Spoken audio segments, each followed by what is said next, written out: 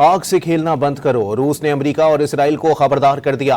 अक़वाम मुत्तहिदा में रूस के मुस्तकिल मंदूब वैसेली नेबेंजिया ने खित्ते की मौजूदा सूरत हाल का जिम्मेदार अमेरिका और इसराइल की बिलाजवाज जारहत को करार दे दिया।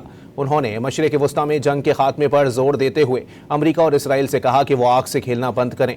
रूसी सफ़ीर ने सलामती कौंसिल इजलास में कहा कि मशरिक़ वस्ता में कशीदगी रूसी फेडरेशन के दोस्त ममालिक को भी मुतासिर कर रही है। आग से खेलना बंद करो, रूस ने अमेरिका और इसराइल को खबरदार कर दिया।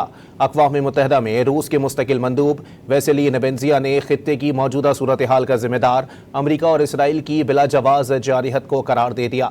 उन्होंने मशरिक़ वस्ता में जंग के खात्मे पर जोर देते हुए अमेरिका और इसराइल से कहा कि वो आग से खेलना बंद करें। रूसी सफ़ीर ने सलामती कौंसिल इजलास में कहा कि मशरिक़ वस्ता में कशीदगी रूसी फेडरेशन के दोस्त ममालिक को भी मुतासिर कर रही है।